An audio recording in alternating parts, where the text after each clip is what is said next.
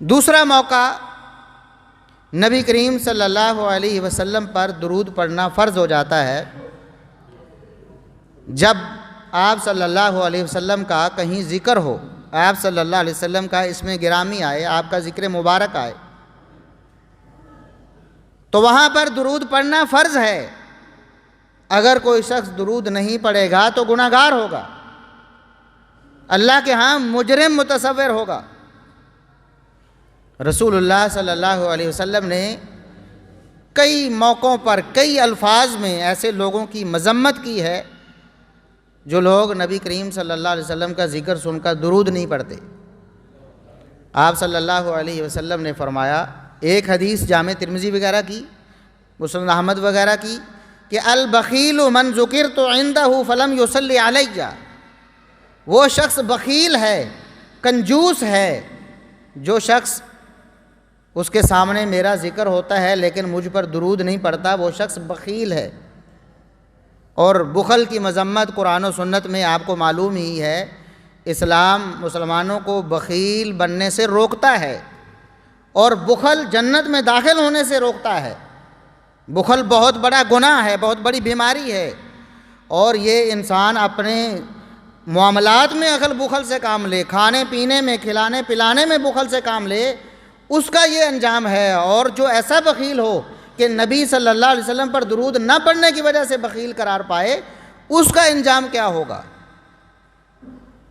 اور دوسری حدیث میں نبی کریم صلی اللہ علیہ وسلم نے یہ الفاظ ارشاد فرمائے، راغم انف رجل ذکرت عندہ فلم یصلی علیہ، ایسے شخص کا ناک خاک آلود ہو جائے، یہ محاورہ ہے، یعنی وہ تباہ و برباد ہو جائے، ذلیل و رسوا ہو جائے، جس کے سامنے میرا ذکر آئے اور مجھ پر درود نہ پڑے۔ تیسری حدیث، جبریل امین علیہ السلام نبی کریم صلی اللہ علیہ وسلم کے پاس آئے اور آپ صلی اللہ علیہ وسلم کو کچھ بتایا۔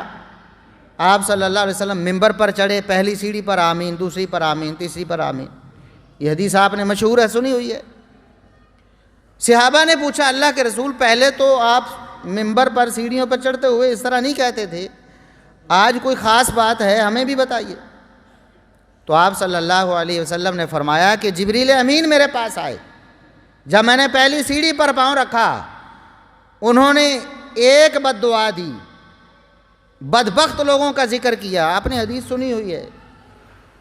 دوسری سیڑھی پر میں نے پاؤں رکھا، جبریل نے پھر بدبخت لوگوں کو بد دعا دی، میں نے پھر آمین کہا، کیونکہ جبریل امین اللہ کے حکم سے آئے تھے اور وہ اللہ کے حکم سے بد دعا کر رہے، اور یہ ایسی بد دعا ہے جو لازمی قبول ہوگی، کیونکہ فرشتے اللہ کے حکم کے بغیر کچھ نہیں کرتے، اور فرشتہ اگر دعا کر رہا ہے تو اللہ کے حکم سے دعا کر رہا ہے، اس کا مطلب ہے اللہ حکم دے کے بھیج رہا ہے اور اللہ نے وہ دعا قبول کرنی ہے۔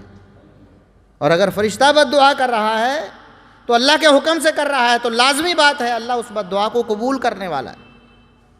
اور اوپر سے نبی کریم صلی اللہ علیہ وسلم کی آمین۔ آمین کا مطلب کیا ہے؟ اللہم استجب، اے اللہ اس دعا کو قبول فرما لے۔ یعنی جبریل بد دعا کر رہا ہے اللہ کے حکم سے، اور رسول اللہ صلی اللہ علیہ وسلم اللہ سے عرض کر رہے ہیں، اللہ تو اس دعا کو، جبریل کی دعا کو قبول فرما۔ تیسری سیڑھی پر بھی آمین کہا۔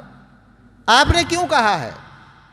فرمایا کہ تیسری سیڑھی پر، یا دوسری بعض روایت میں دوسری، بعض میں تیسری کا ذکر ہے، جب میں نے پاؤں رکھا تو جبریل نے کہا، اے اللہ ان لوگوں کو تو تباہ و برباد کر دے، ان لوگوں کو اپنی رحمت سے دور کر دے، ان لوگوں کو لعنت کا مستحق بنا دے جن لوگوں کے سامنے نبی کا ذکر ہو اور وہ آپ پر درود نہ پڑھیں۔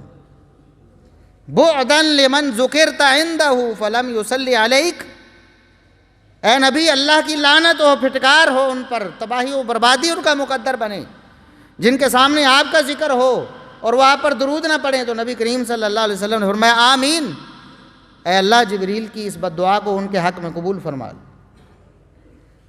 اس لیے ہم اہل حدیث اس بات کا اعلان کرتے ہیں کہ جو شخص نبی کریم صلی اللہ علیہ وسلم کا ذکر سن کر آپ پر درود نہیں پڑتا، وہ بخیل بھی ہے، وہ ذلیل و رسوا بھی ہے، تباہی و بربادی اس کا مقدر ہے۔ اللہ کی رحمت سے دور ہے، اللہ کی لعنت کا مستحق ہے، کیا اس کے باوجود ہم درود و سلام کے منکر ہیں؟